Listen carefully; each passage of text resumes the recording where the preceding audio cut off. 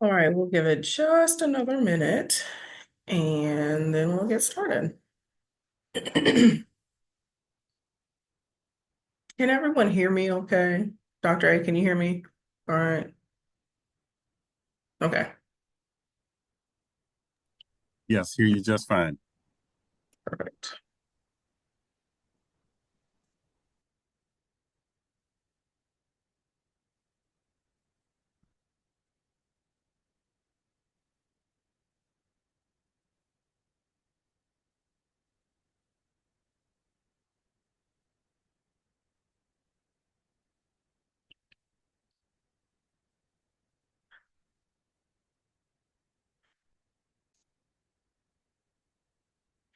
All right.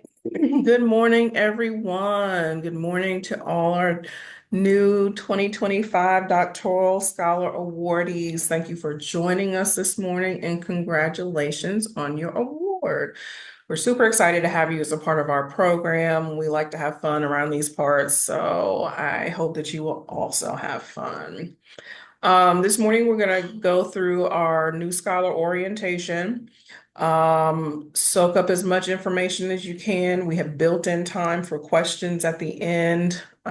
This session is also going to be recorded, so you can refer back to it.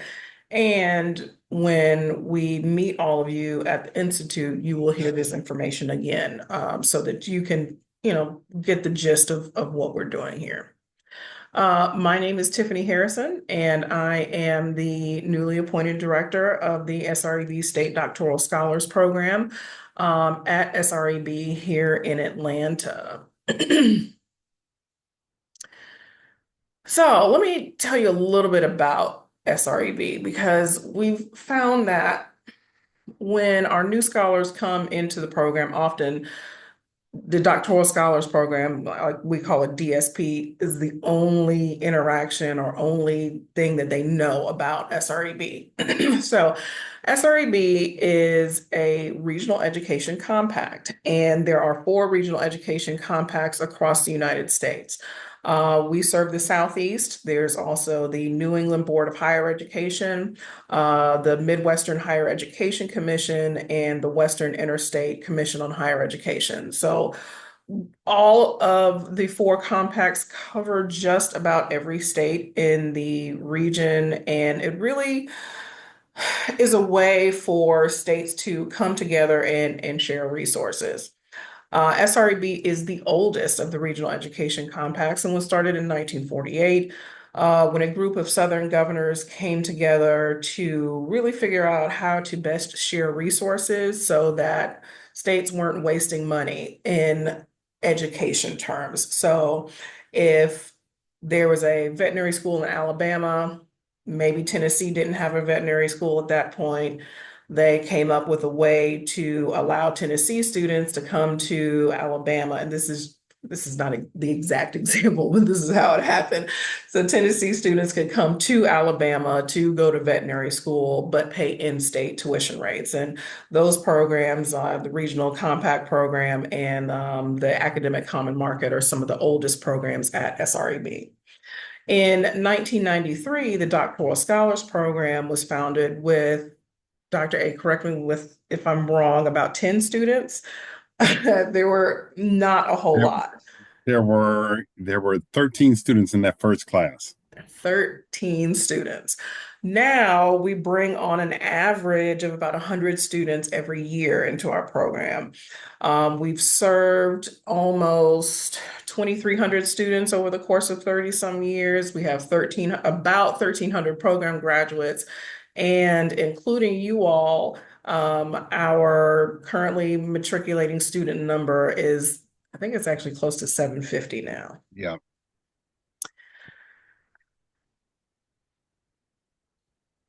So, state partners, I believe most of you all on the call today are state funded. We're still bringing on board our institutional awardees, but these are the states where our state partners have come from. What does it mean to be a DSP state partner or a state funded scholar? It simply means that you are getting direct stipend support from SREB on a monthly basis, or you are eligible to receive that stipend on a monthly basis. So we have students in 9 states.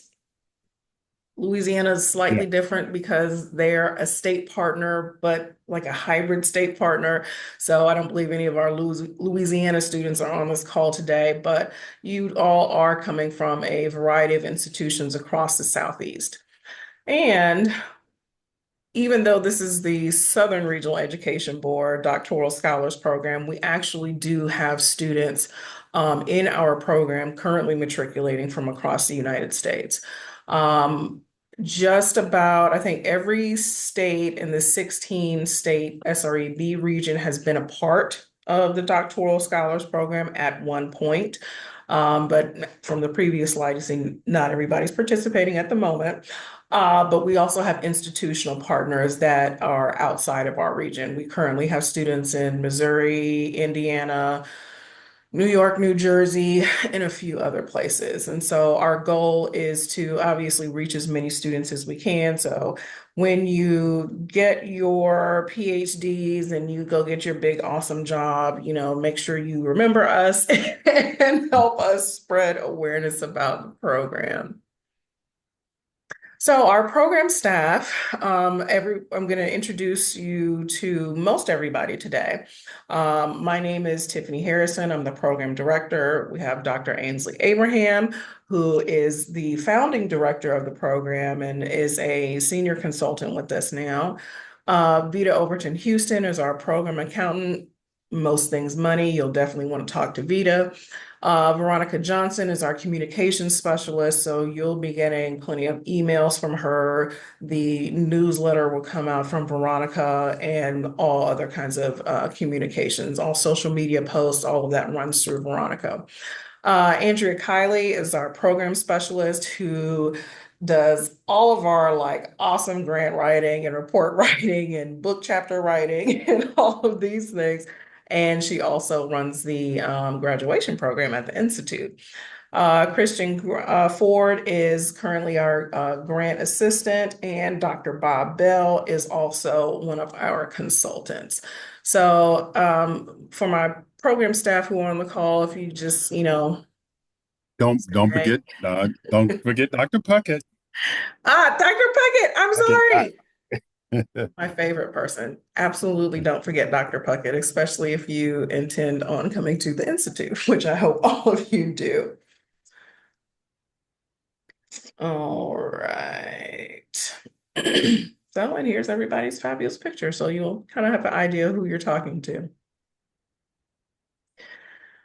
Our program goals and objectives have always been, from the very beginning, to increase the number and the representation of minorities who earn the PhD and who seek faculty positions on college campuses across the United States. Now that the political climate has shifted, we have also had to shift some of our language. And so now when you read about our program, you'll see program goals and objectives like this, that the Doctoral Scholars Program is a comprehensive program focused on persistence, attainment, addressing barriers, and supporting scholars who bring unique and varied experiences to academia and choose it as a career pathway. Our program objectives are still the same: long-term state and institutional participation. We provide a comprehensive package of support, effective enhancing teaching, mentoring, and research, collaborating with state, regional, and national programs, and identifying, evaluating, and promoting good practices in the post-secondary classroom. Scholar responsibilities. Now, I have met some of you all already, and I know that there's some of you all who have additional funding, and that's the way we like it. But there's still some responsibilities that you have to take care of as being a part of the doctoral scholars program, but it's not a lot. We already know that you're inundated with research and writing and coursework and presentations and a number of things, and we're not going to overwhelm you with requirements. It's really pretty simple. Um, Most of you now have already started filling in your scholar profile. We want you to attend the Institute on Teaching and Mentoring. It is a requirement. Please plan your schedules accordingly. And when I say your schedules, I do mean academic and personal. The Institute this year is here in Atlanta, October 30th through November 2nd. And for those of you who are doctoral awardees, and even our dissertation awardees who will hopefully be celebrating their graduations next year, the Institute will be in Arlington, Virginia. Mark your calendars. We expect to see you in attendance. This is the best way for us to provide professional development, resources, belonging, networking is at the Institute. We also need you to sign your direct deposit form. We not doing voided checks this year, so you don't have to do that part. But please, please, please, if you have not done so already, please return that direct deposit form so that you can get paid. We're not cutting checks anymore. We used to. Up to last year, we were still doing paper checks, but everything is done via direct deposit. That is your stipend. That is any other reimbursements you might have. So please make sure that you get that direct deposit form back to me. As I get everybody's information in the portal, we will be putting together your memorandum of agreement for you to sign, your department chair to sign, and for your institutional representative to sign. All of that is done digitally, and that will be coming to you in the coming weeks. Update your contact information on the Scholar Update portal. So right now, I think all of you have the link to the Scholar Acceptance portal, which gives you access to all of your forms and your consent forms and all that. And once you've got that in, and once I'm able to assign you your SREB ID, you'll go into the Scholar Update portal. And that is where you can notify us of everything. You can make changes to your address. If you need to have a name change, you do need to reach out to us so that we can do that on our end. But please notify us of any changes in income. If something crazy happens and you completely change your field of study, let us know so that we're able to help you along the way. And submit your grades and enrollment every semester. Literally, that's all. And half of this you're either already done or are getting ready to do. So really, it boils down to, what does it mean to be a doctoral scholar? What do I have to do to keep myself in good standing? You need to come to the Institute every year and you need to submit your grades and enrollment every semester. If you do not submit your grades and enrollment, I cannot pay you. And I promise you, it really only takes one time for someone to blow that up, and then they will never miss that again. So please, and I try to send out emails, but also we're all adults, do it every semester. Let's, get your information in there so we can get the business done. Program services overview. So we'll talk a little bit about the Institute. We'll talk about funding, academic and professional support, and the communications that we do. So in terms of funding, the earnings cap is $34,000 on all earned funds. So that is what I like to call the SHIPs, fellowships, assistantships, scholarships, and jobs.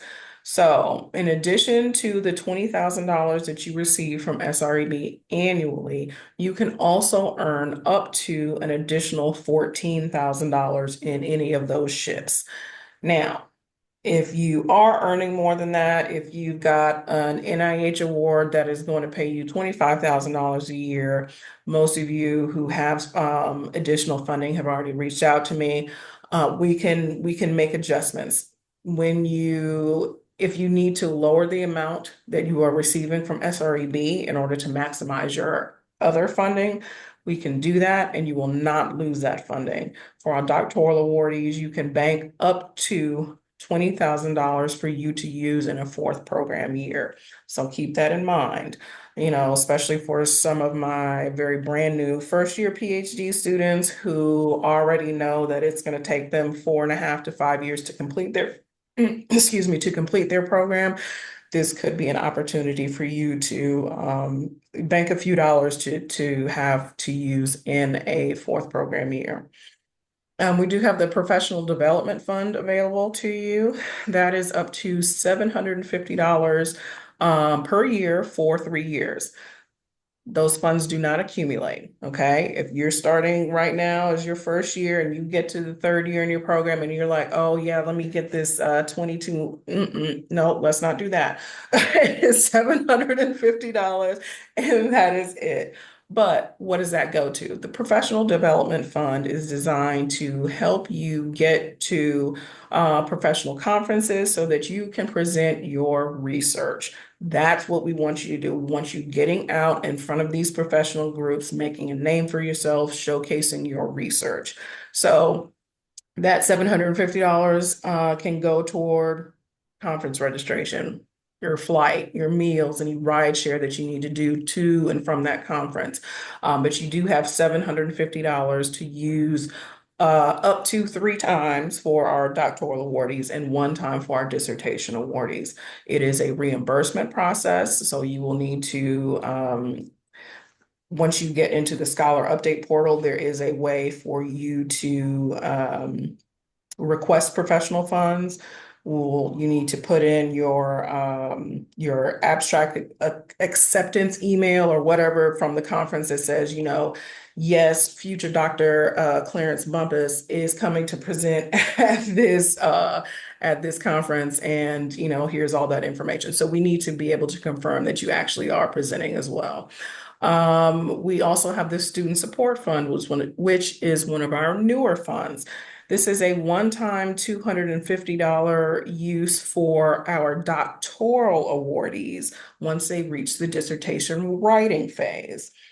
So let's say you're a doctoral awardee and you're in your fourth program year, you have done your proposal defense and your computer dies. And you're like, oh my God, I gotta buy a new laptop. This is the worst time available ever. We can reimburse you for up to $250 on a laptop if you need it. But this is again just for our doctoral awardees, and they have to have reached the dissertation writing phase, meaning you have to have defended your proposal. But you can use it for, like I said, my laptop died. I need to buy some new software to analyze my data. I need to buy a couple of gift cards for my research participants. Any number of things. Be reasonable, obviously, if you're looking for a new uniform or buy a new suit or something like that. No, I'm not going to do that. But if it is something that's directly related to your dissertation research and writing, we can reimburse you up to $250. The Academic Support Fund is very similar, but it's for dissertation awardees. So our dissertation awardees have come in. They are on there are 1 year awardees, and you can use $500 for any of those same things to support your dissertation writing, because we want to make sure that you are getting over the finish line as quickly as possible. So when future Dr. Darius Rush is like, I need some gift cards because I got these 10 participants and I want to make sure that they're really talking to me. I want to incentivize that, let me know and we can get that taken care of for you. Now, once you come into the doctoral scholars program, you can never leave. You're trapped here forever. And, I'm sorry that we didn't tell you that ahead of time. No, but once you are in the program, you are here for really ever, okay? Because we want to continue to support you even after your direct support has ended. We want to support you through your matriculation, and we also want to be able to support you after you become a program graduate. So one of the opportunities that we offer for our program graduates is the Bob Bell Service Grant Award. And these are three monetary awards of up to $3,000. And it really is to promote a program that you are doing that gives you an opportunity to try your hand at grant writing. So, you give us a good grant, it'll go through a review process, you get selected, and you can get $3,000 to support your program. Again, this is once you're a graduate, but we want to make sure that we're supporting you as you go into your careers, into your early faculty careers, and all of that. All right. Support services. So we do have a scholar directory, and most folks use it for networking and recruiting. Um, our scholars use it for networking, and other institutions use it for recruiting. How about that? We also provide career counseling. There is a job board that institutions from all over the United States post open faculty and staff positions at their institutions, and those are all available to you. We do academic counseling. We advocate for you as best as possible, provided that you give us all the information up front and you're not calling us at the 11th hour, okay? If you're calling me right before you're about to get kicked out of your program, I can't really help you. But if you're calling me, at the beginning of the academic year and you're like, hey, listen, I'm having a problem with a professor, I need to tell somebody, I can help you navigate what, that situation can be. We provide regular contact, support, and follow-up. Again, we want to make sure that you are submitting your grades and enrollment every semester because that is the touch point for us to you. We also do office hours. I'll talk about that in a little bit. But we want to make sure that not only that you're not just hearing from us, but that we're hearing from you. So even if it's an email from future Dr. Brianna Marshall, she could call and say, hey, listen, I just wanted to send a quick email. I won this new fellowship and I wanted to let somebody know. Or it could be future Dr. Serena is telling me that, hey, I am looking for someone who is an expert at quantitative research. Do you know somebody in the program that might be able to help me? Just as much as we're reaching out to you, we want you to build and develop relationships with us as well. Also, you will have access to professional development and programming from NCFDD. And I swear one day I'm going to get this right. It's the National Center for Faculty. Is it Development, Diversity and Development or Development and Diversity? development and diversity. Okay, development and diversity. So you will have access to NCFDD programming, and that is valued at $500 a year. And I will tell you that there are institutions like paying thousands upon thousands of dollars to have this access to this type of programming and support for their faculty members. And we are providing it to you at while you're matriculating so you can see, okay, these are the kind of things that I'm going to need to be getting used to as I get into my dissertation writing, as I get into the graduation and going into being an early career faculty member. Communications, again, Veronica is our communications person. We do webinars about any number of things. Some of the most recent ones we've done are about, I want to say like finding your career fit, self-advocacy in academia, but there's a number of webinars that you have access to now, and of course, all of the future webinars that we have planned. Verona puts out the newsletter typically on a quarterly basis, and that has all kind of updates about what's going on with our program, some highlights from our students. Also, we've also kind of doing this want ad thing. So again, if somebody is like, hey, please somebody help me, I need a dissertation coach. Hey, please somebody come help me, I need somebody to edit my dissertation. We're trying out a want ad situation for our newsletter. So I hope that you'll take advantage of that as well. We do publications, reports, blogs, briefs. If there are legislators across the states who want information about our program, we provide that to them. We've got a pretty decent social media presence. You can always find information on our LinkedIn page and as well as our Twitter page. But again, Veronica manages all of that. But we also do a monthly office hour session. And that is an opportunity for us to meet for just an hour and for me to give program updates as well as for you to ask questions. If you're like, hey, I've got this conference that I'm going to.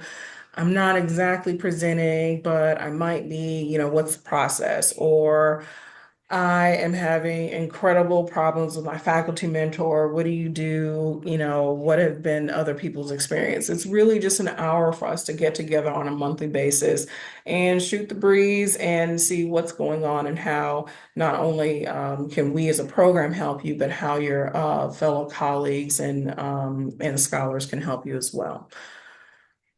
Um, Web highlights, again, we have our scholar directory, our job board, the forms. Most of our forms are in the scholar update portal now, but once you do complete your degree program and you've got your dissertation signed off, you will need to fill out the completer form, which can be found on this forms link.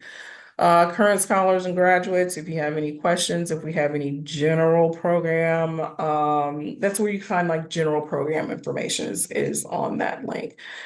And the next most awesome thing is the Institute on Teaching and Mentoring. So this year is the 32nd Institute. It will be held here in Atlanta at the Marriott Marquis, October 30th, Thursday, October 30th through Sunday, November 2nd. We do expect you to be there the whole time. I understand that there are class commitments. We can try to work with you, but as first year awardees, I really expect you to be there from Thursday through the end of the program on Sunday. This year's theme is Collective Brilliance, Advancing Research, Mentorship, and Leadership. Every institute, we have a different theme of either teaching, research, mentorship, or service. And this year is a research year. So a lot of the sessions that you will see will be focused around research. The Institute on Teaching and Mentoring is our flagship program. It is my favorite part of the year because I get to actually see all of you in person, which is like the best part because everybody really is spread out across the United States.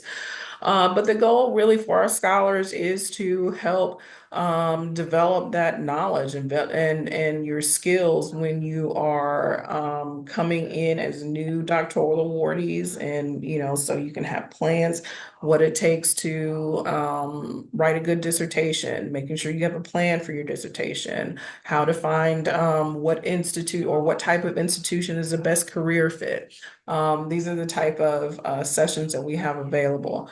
We want to be able to share knowledge amongst ourselves, amongst our other scholars about the academy life, and whether that's as a student or as a faculty member. This is our opportunity to provide professional development. So really is making sure that we're sharing strategies for success once you do become a faculty member. But this is also the number one place to build networking and community and belonging. When you get to the Institute, I am going to tell you that it is going to be incredibly overwhelming. All right. It's a lot, especially your first year. You're not quite sure what to expect. On average, we have about 1,000 attendees every year, and it is the largest convening of minority PhD students in the country. So it's a lot, okay? There's going to be a lot going on, and you're going to get there, and you're going to be so excited, and you're going to want to do everything. Pace yourself. It's all good. You can come to another institute.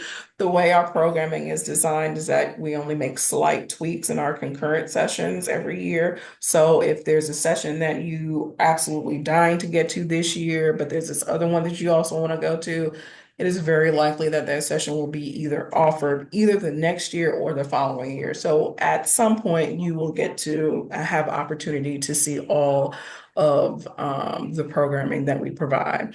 But it really is a way for you to start building connections. The people that you will meet at the Institute will become your bestie. They will become your partner who is going to help write a brand new textbook with you. There's, somebody that you're going to be doing research with. And randomly for some of our students, they come to the Institute and they find their spouses. So, I mean, we have had scholars get married and have families, and it's a really beautiful thing. But it really is a fantastic experience. It is the best conference that you will attend. And I tell all my new students that if you get to the Institute and you get to the end and it's not the best conference that you've ever been to, that you need to come talk to me so we can figure out how to, get the situation better. But I promise you, it is the most fantastic conference that you will come to.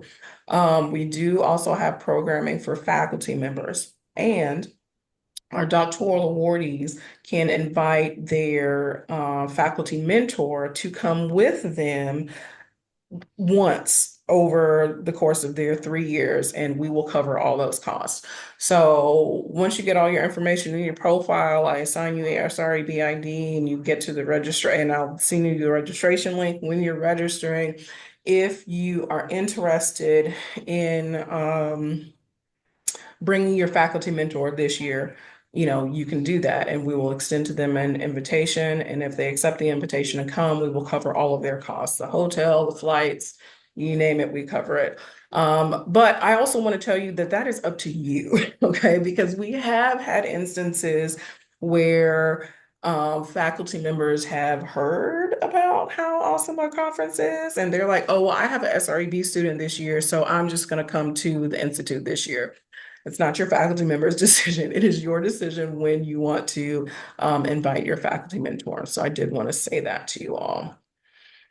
And that is the end of our presentation. So I know that this is a lot of information, like a lot, a lot. So we've got some time built in to ask some questions, kind of talk to me, introduce yourself, let us, talk with you and kind of get to know you a little bit. And I'll also take a look at the chat questions.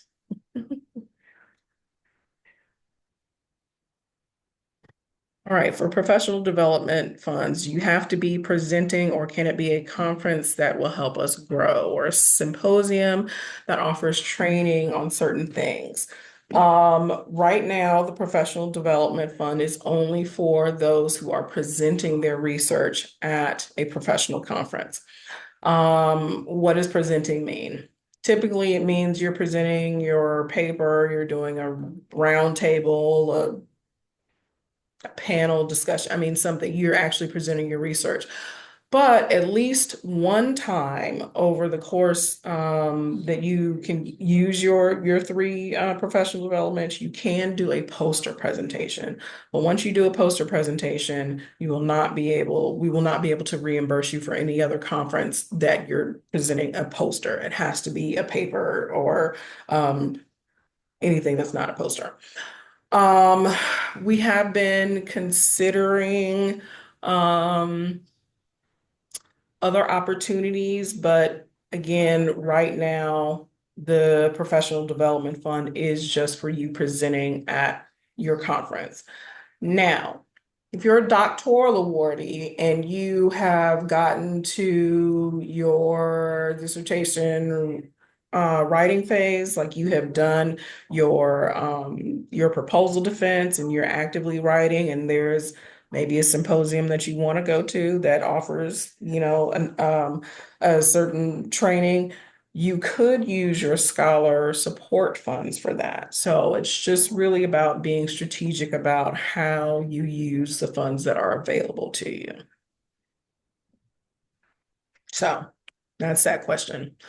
What else? Because I know y'all got stuff.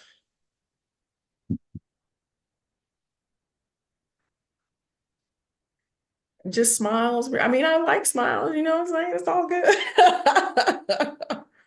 Well, I tell you what, at least everybody, all of my students who are on the call, if you could at least introduce yourself and tell us what institution you're from, I'd appreciate that. I'll And go we're going to first. start with, there we go. Okay. Hey everybody, my name is DeAndre Johnson. Y'all can call me Dre, DeAndre, whichever one comes out easier. Um, I'm at Old Dominion University, and I'm a second year student getting my PhD in higher education.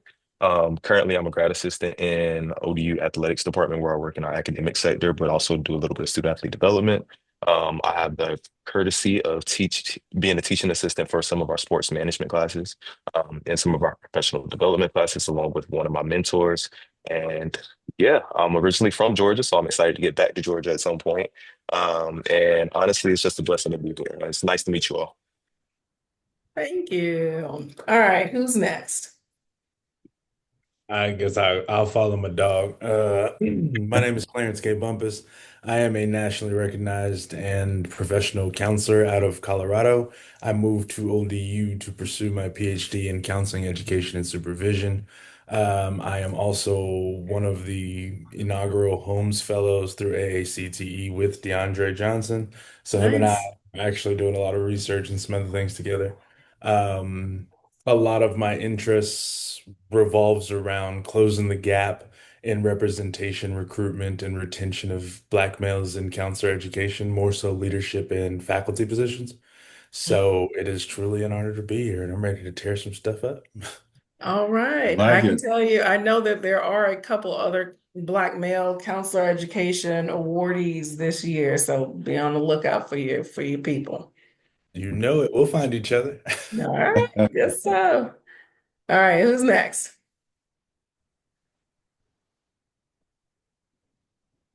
Hi, Darius, step everybody. up. As Oh, I said, don't make me call y'all out now. I was I'm trying Because I calling to them mean, we out. could go there I too. was It's trying all to like I'm avoid. that kind of person. Okay, we could take it there.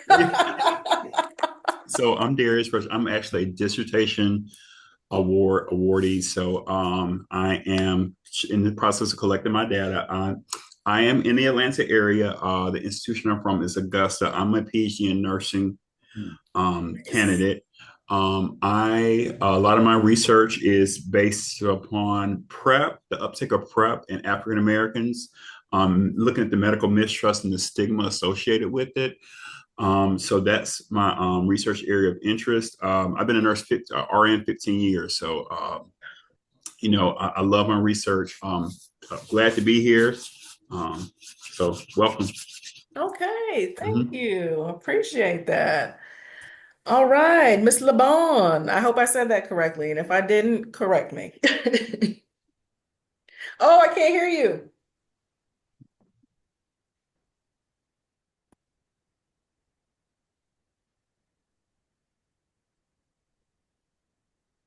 I still can't hear you. Oh no. All right, we're gonna come back to you. Okay, we're gonna come back to you. How about Serena? Can y'all hear me? Yes. Yes. Hi, my name is Serena Marilyn Mandava. I'm from Georgia State University. I'm a sixth year student, so I'm here for the dissertation award.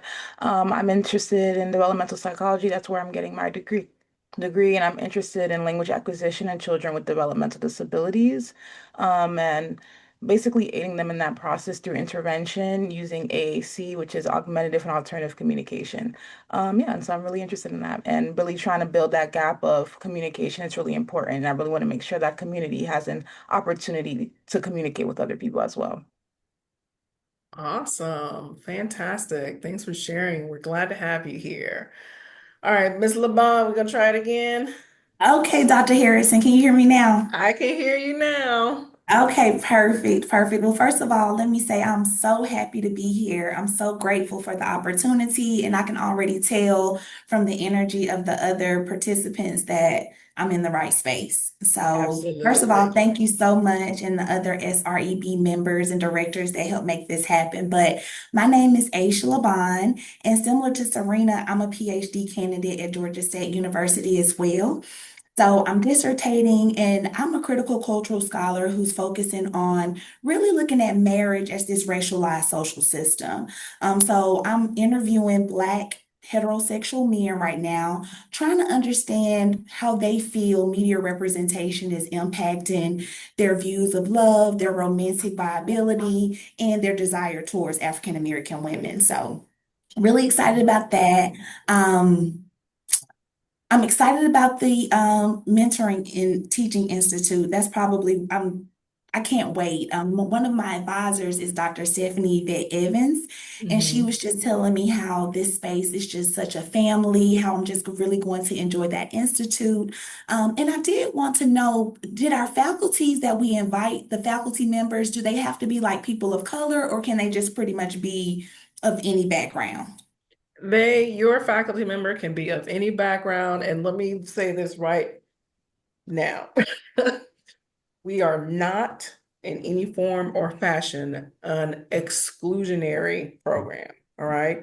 So anybody can, when you get to the institute, you are going to see a little bit of everybody. Okay, you're going to see Black men, you're going to see Black women, you're going to see Hispanic men and women, Asian men and women. You are going to see white men and women because diversity looks a little different Yes. in every field, right? So white women in STEM, there is a very low representation of white women in STEM. So they're considered a minority in that area. So we are not an exclusionary program. Please invite your faculty mentor. I know they're going to enjoy it, but yeah, we're good. We're not exclusionary. Perfect. So that's all from me, but thank you again, and I'm just so blessed to be here. All right. Well, thank you so much. We appreciate you being here this morning. All right, who's next?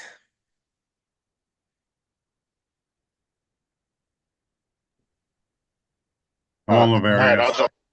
Oh yeah, sorry, I was just getting my mute going. Yeah, good morning, all. My name is Lavarius Harris. So Lavarius, it just depends where you're from. My family says it both ways, so you're right as long as it's one of those two. Most people call me LV though, because it's a little bit easier. I am a doctor. I'm an actual dissertation fellow. So I am writing my dissertation now. What I'm looking at is the impact of racial identity and racial identity alignment and sense of belonging in the face of adversity, particularly with an emphasis on the minoritized experience at predominantly white institutions. So, how do minoritized populations get through the struggles that come with an environment where you may not feel like you belong? Um, Hopefully, I can transfer that over into the workforce, but right now I'm sticking with predominantly white institutions. So most of my background, I went to UAB for undergrad, significantly different experience than my current institution at Auburn University. I'm from Georgia. I do have a little bit of second home there in Birmingham, Alabama, if anybody's familiar with that area. But those are my two areas. And I just moved from Decatur to Columbus, Georgia. So I went to high school in Atlanta. So pretty diverse experience there. And with those different experiences, I wanted to basically understand how, when we go into different environments and we feel like we might belong or not belong, does that impact us? So, see what happens. All But I'm right. happy to be here. Okay, so future Dr. Bumpus, I told you find your people. This is exactly what I was talking about. Future Dr. Harris, y'all counsel education, do your thing. Okay. Who's next?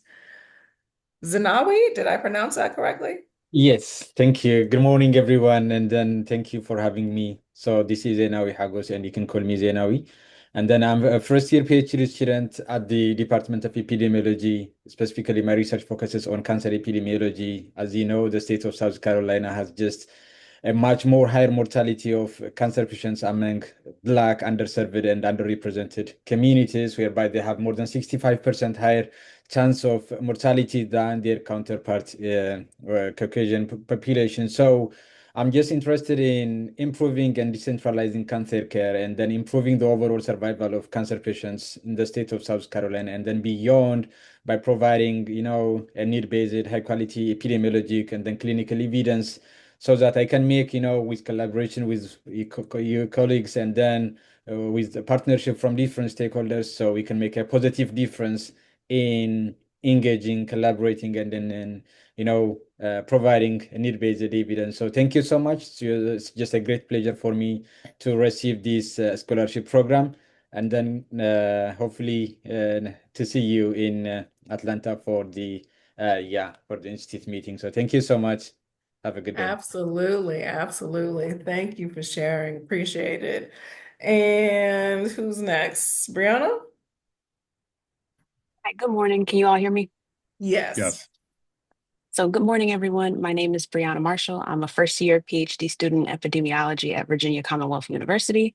My research interests lie in looking at the social determinants and how they're impacting underserved and marginalized communities. And I want to approach that from a community engaged perspective.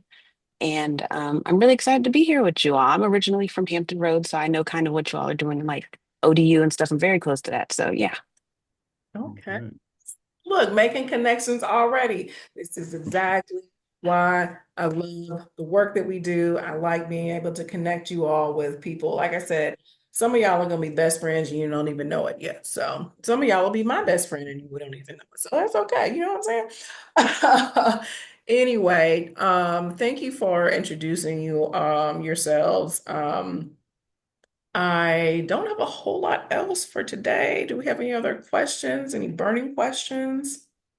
One comment very quickly for you all concerning that you don't even know it's a question yet, but concerning summer enrollment, because all of your Mm, institutions do summers a little bit differently. Some schools don't even have classes for graduates during the summer months.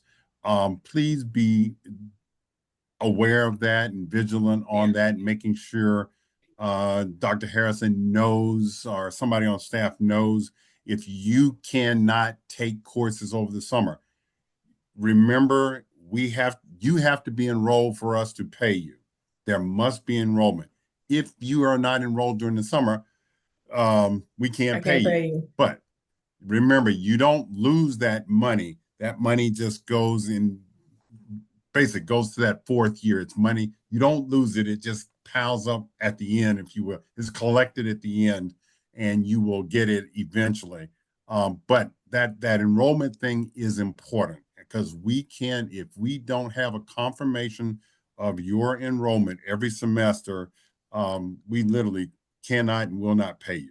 So just Yeah. be very conscious of that as you manage your interactions with the program. Absolutely. And also, once we get into those so summer months for us are June and July. So around the end of April and May, if you have questions about summer enrollment, make sure you reach out to me. We have had some institutions kind of change their um processes on how they do summer enrollment and whether or Yes. not they will do summer enrollment. So we don't Okay. want you to be caught off guard. So yeah, when we get later in the spring semester, make sure that you're meeting with me and so that we make sure we got your finances and your financing lined up for the summer. One question in the chat, should we expect a stipend for this month or will it be the end of next month? Great question. The stipends that are directly from us are paid out on or about the 28th of every month, which would be tomorrow.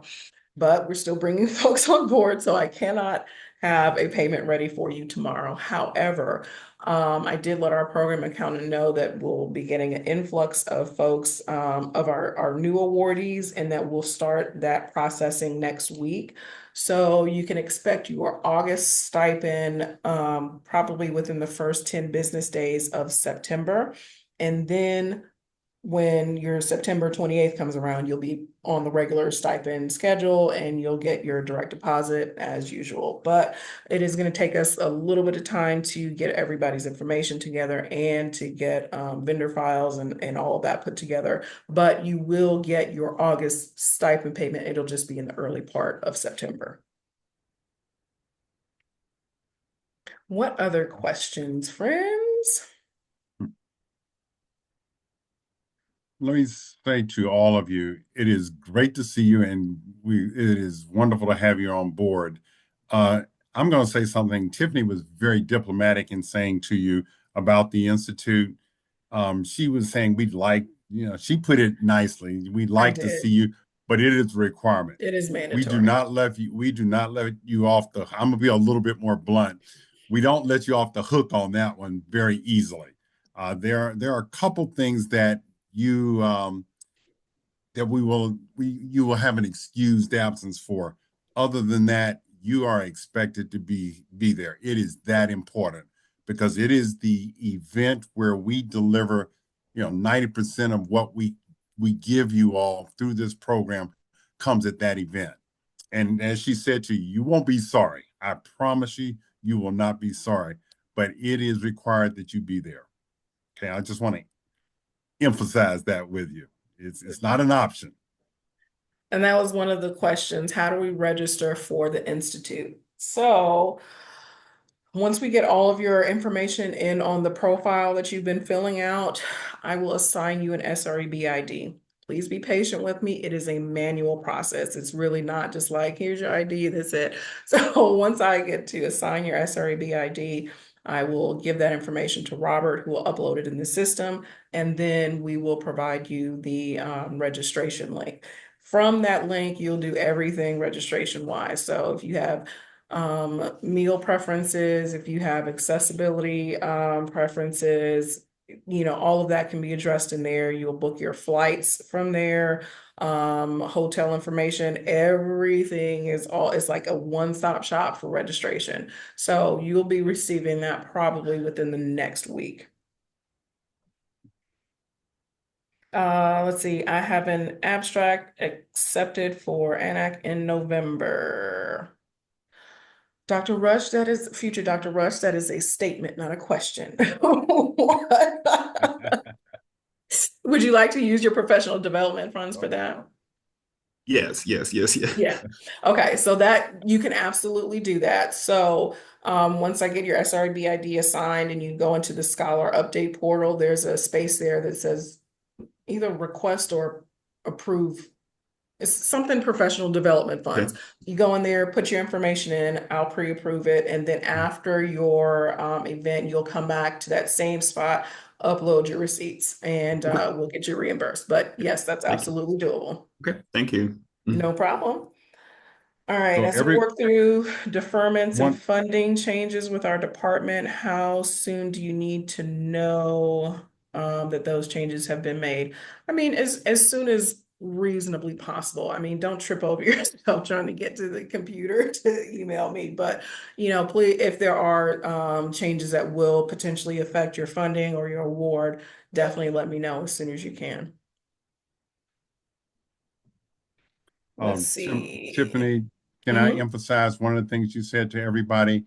Yeah. On the professional development fund and the academic support funds, the scholar support funding, any of those support mechanisms, those are based on reimbursements.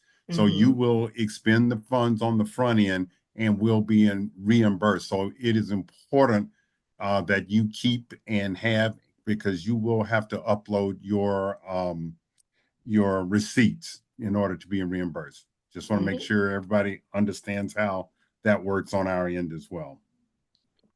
Okay. Let's see. How do you communicate with universities to cover tuition and fees for awardees, as some departments are having this first time and they have no prior experience? Okay, so be patient with us and be patient with the institution, and I promise you that everything will be worked out.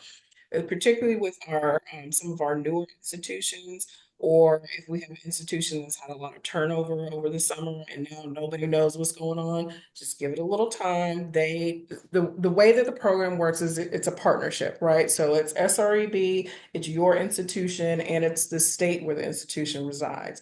So the state provides taxpayer funded dollars to our program to be able to give to you for your stipend, but it is up to the institution to cover your tuition and or fees. Now, every institution is different. So some institutions require you to have an assistantship so they can use that tuition waiver to cover your tuition. Some are covering your tuition and fees out of specific pots of money. It really varies from every institution. So reach out to me. We will get everything taken care of for you. Also, when you get your MOAs in the next week or so, that will help them know what exactly they need to do on their end. Um, let's see. If on full assistantship and tuition Doc, you don't got to waiver. read that one. You just answered that one. Oh, You just okay. All answered right, that one. cool, cool, cool. All right, we good. All right. If we live outside of Atlanta, should we plan to book rooms for the Institute? Absolutely not. Not on your own anyway. Please do not do that. Literally everything is taken care of for you. So your flights, now obviously if you at Georgia State, you're probably not flying, down the street because we're here in Atlanta, but we will cover your flights to the Institute. We will cover your hotel room. We'll cover the majority of your meals with the exception of like one or two. But we cover everything for you. And so when you get the registration link, and after you book your flight, Robert, you can correct me if I'm right. It says something like, do you want to book your hotel? I mean, it's very intuitive. And all It's you all just have to, one process. You'll go yeah, through it's all one registration process. So, information, your hotel information, and then your flight information all in once. And then after you do that, then our travel agents will contact you with an itinerary for your flight. But obviously, Aisha, you won't need that part. okay. Um, Perfect. second to Thank this, you. are rooms or any portion of the institute booked with SREB, or do we pay for all of it and get reimbursed up front? Nope, we're covering Oh all of yeah, it you up just front. answered it. Right. So when you get to the hotel, you will need to present a credit card for incidentals. I do want to. All of this is explained in the registration process, but as scholars, what we do is we pair you up with somebody, so you room with somebody else. If you would like a single room, it is your responsibility to buy out the other half of that room. And then, like I said, all of that information is provided, the costs are provided in the registration system, so you know what to expect. Zanawi says, can I bring my family, wife and kid to join me at the meeting in Atlanta? Absolutely. Um, if you want your wife to attend some sessions, she will actually have to register. But you are more than welcome to bring your family. I brought my mom last year. She sounds like she might tag along this year. We'll see people bring their spouses. That is absolutely an okay thing to do. Oh, this is good. I knew it just gonna take a second to jog some brains so we can ask some questions. What else?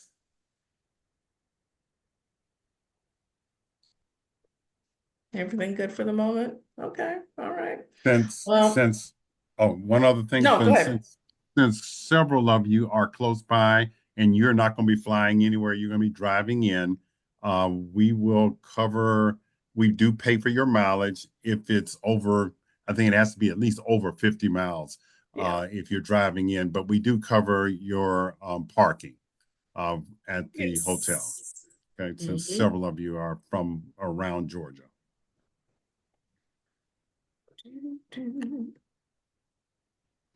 Okay. Well, this has been fantastic this morning. Like I said, it's a pleasure to meet all of you. I am going to put my book link in the chat. I've been telling all of my brand new 25s like right now, because it's the beginning of the year, we're onboarding everybody. The best way to reach me is to book some time with me. I think there are you can book like a 30-minute session, a 15-minute session if you just have a quick question. But yeah, save that in your special links or whatever. Book some time with me if you need to add a question.